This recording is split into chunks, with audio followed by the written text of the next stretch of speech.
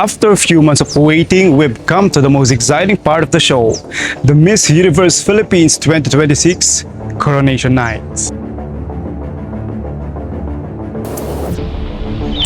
And today, I'm gonna bring you some names who could potentially make it to top 15. Oops, I'm not naming 15 girls only, but I'm naming more than 15 because this is the batch that I guess the toughest batch ever. Are you ready? Let's start.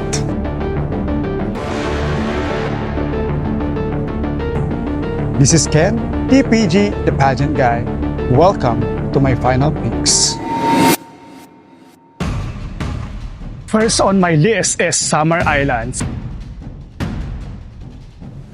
Summer Island Catherine Wardell have shown us a very youthful glow all throughout the competition. Although technically she has a lot to learn, but I guess Summer Island deserves a spot in the semifinals.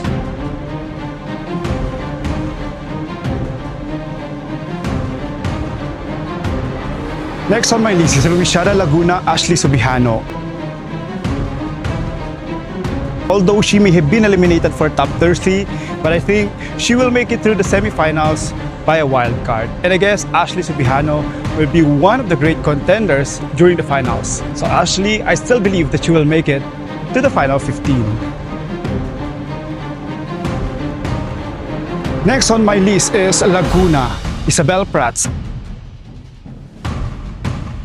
I guess this young lady from Laguna deserves to be recognized and deserves to land on a spot on my top 15 because her performances during the evening gown, closer interview, and swimsuit competition captivated me. I guess there's a lot to come for Isabel Prats and she's on my top 15.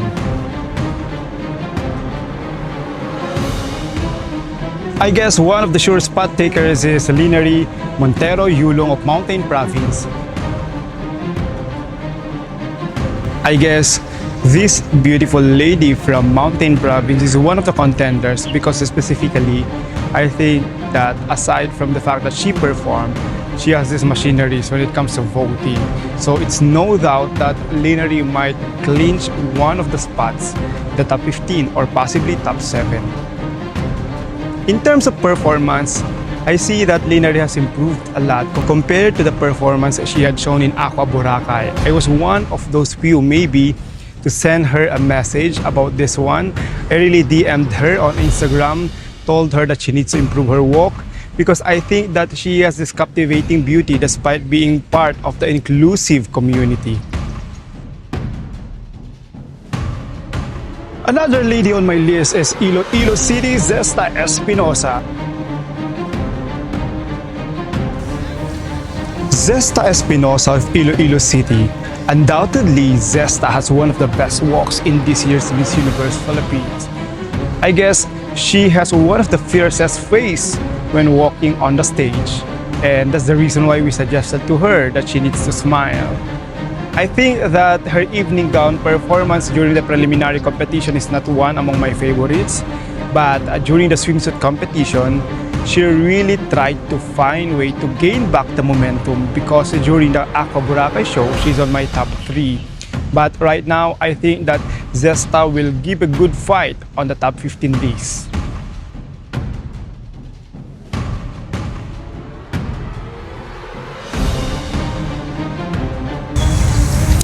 Next on my list is coming in, Erica Jean Calaidae. I believe that this lady showcased one of the best walks during this competition, though my major concern was her styling. I still believe that she can pull it off on the top 15 come finals night. I guess Erica Jean Calaidae has a lot of potential.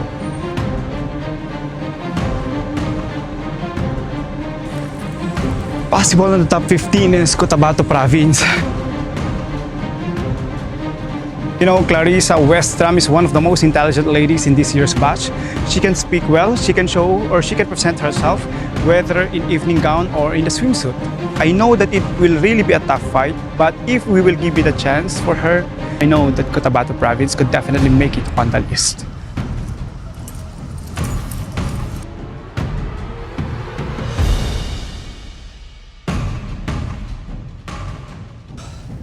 Next on my list is Tacloban, Jacqueline Goldrajani.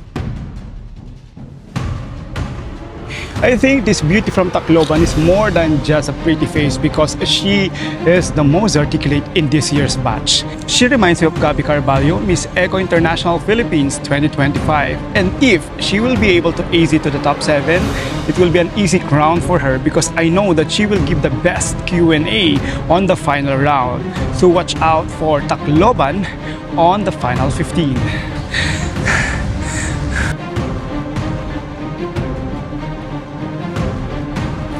Next on my list is Lex Colmenares of Negros Occidental.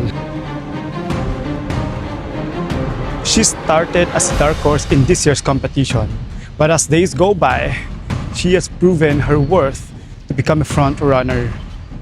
From being unnoticed to becoming noticeable after the preliminary competition, Negros Occidental could definitely kill the list.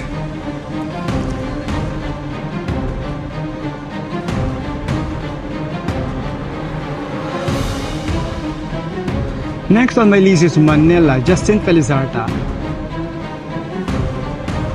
I guess Justine Felizarta is one of the underrated ladies in this year's batch. I know that in terms of engagement in social media, we can't feel her, but in terms of performance, we can see her. And the performance speaks for itself as she was included in Ako Boracay and on some vloggers list during the evening gown that she topped the list, she was included on the top 5. The closer interview was very much done. I guess I didn't put her on my list just because I wasn't surprised that she was really intelligent, that she was really smart in terms of comp skills. That's the reason why that Manila was not on my list. But in terms of swimsuit competition, I guess in terms of walk, she has the sultriest among all the front runners. But it was kind of an issue for me since in swimsuit, I think that you have to be bubbly, you have to smile. And those are minor issues that Justine should address. But definitely, if Justine makes it to the cut, she will give a good fight and she will make it hard for the other front runners to win the top crown.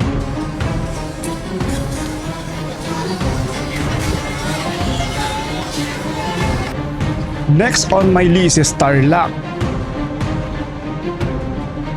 Marian Arellano. I was very vocal when it comes to the support that I have with Marian Arellano, considering that she's a pure Ilocana. That's the reason why that during the first part of my vlogs here on my YouTube account is that I've told everybody that she's a personal bias of mine. Yes, she's a major personal bias of mine, technically because she's from the north. And aside from that, she has this captivating beauty that could be a resemblance or can be related to Krishna Gravides. I think that those kinds of beauties are really striking on stage. I mean, who wouldn't notice Tarlac, right? Though there are some technicalities that she needs to improve on, like pasarela and communication skills, I guess Marian could easily penetrate the top 15 if we will consider her stage presence. Muntinlupa Adela May Marshall. I guess Adela could easily penetrate the top 15 if we consider her extraordinary appeal.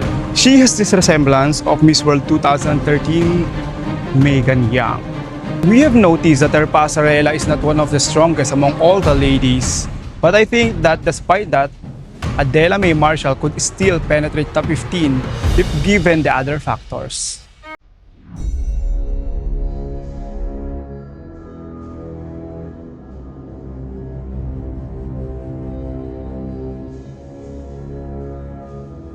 After considering a lot of things, we've come to the final 7 list. And I'm starting this list with Sultan Kudarat. Sultan Kudarat Genros Javier is probably one of the most supported ladies in this year's Miss Universe Philippines. Not to mention the local director and the people of Sultan Kudarat have really showed an overwhelming support with her. She is quite conservative when it comes to performance. Unlike Chelsea Fernandez, if we're going to compare them, Chelsea is more confident. That's the reason why that I always tell Jen to be more confident. I guess she is just shy, or maybe she's just that reserved, considering that maybe she does not know, but she has this impactful beauty. Jen Rose Javier could easily penetrate the top 7.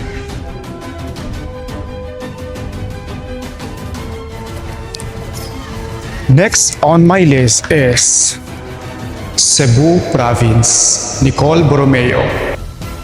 Undoubtedly, Nicole Borromeo is one of the pretty faces in this year's Miss Universe Philippines, and it could be easy for her to penetrate the top 7. Considering the huge fan base and at the same time the stage presence that she has whenever she performs. Undoubtedly, Nicole Borromeo is still a name to consider in pageantry.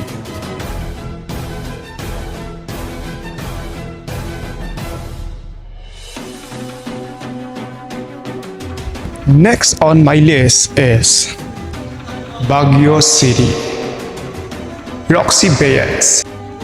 Roxy Bayens has one of the most charming personalities in this year's Miss Universe Philippines. If I may say, she's my favorite when it comes to personality. Over the activities in Miss Universe Philippines, I guess that Roxy has shown so much energy, something that I guess could also make her win, probably Miss Cosmo Philippines crown. I guess she's also a great successor of Chelsea Fernandez whenever she clinches this crown.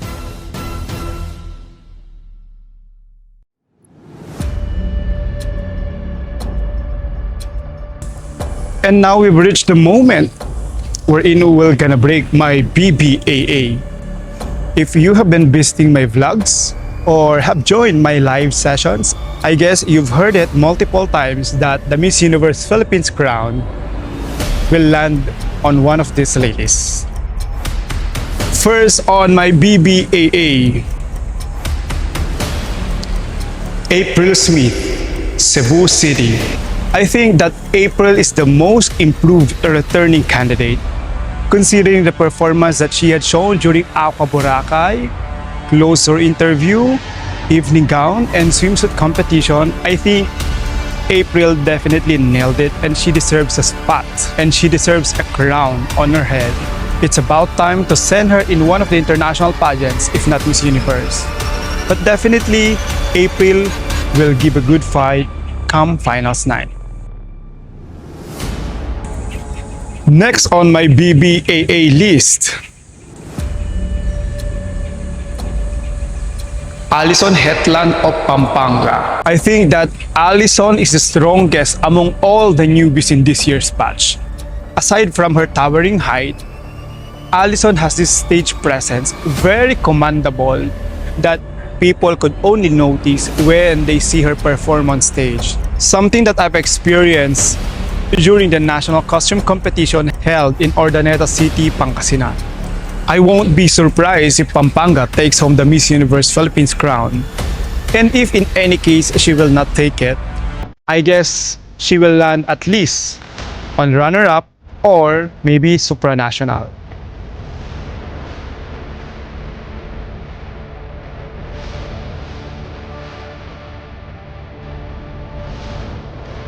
If it was already hard for me to break my BBAA list, I guess to break the BBs is the hardest thing that I will do this time. The other one performed and checked all the boxes. The other one may not have performed and checked all the boxes. However, this one has the universal appeal. For me, considering these two ladies, I did not focus more on the physical aspect. I did not also focus just on the performances, but I also focus on wide acceptance. Wide acceptance in the sense that fans along all the places or anywhere in the Philippines could easily accept if this lady will be sent to Puerto Rico. But now, let's discuss who's at my number to spot.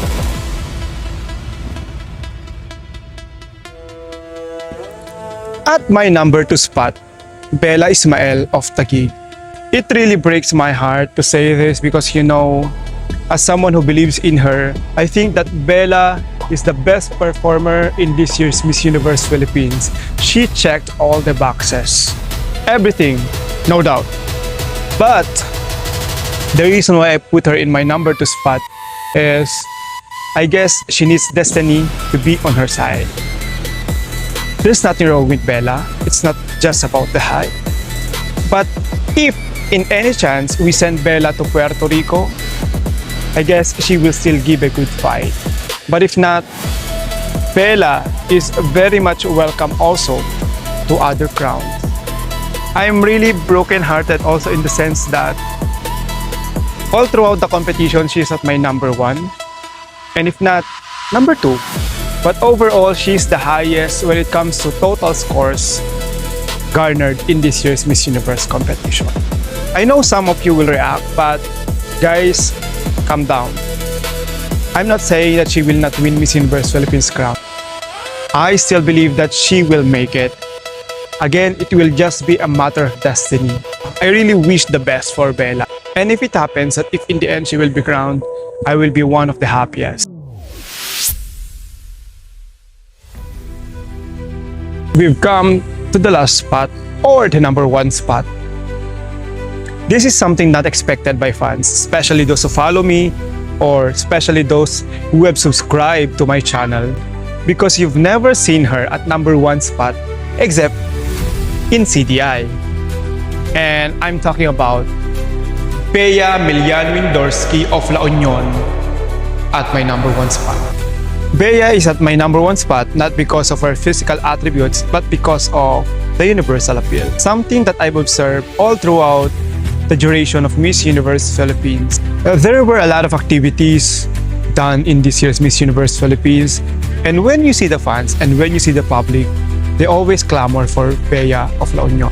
There are just some minor aspects that she can improve on, especially the walk, especially the posture, and I guess that can still be done in a few months' time. But considering the expertise of Mama J, I know that Bea will give a good fight. And I guess after some decades, it's about time that another Ilocana will represent the Philippines in Miss Universe. Remember Gloria Diaz? Gloria Diaz is an Ilocana from La Union who got the first ever crown.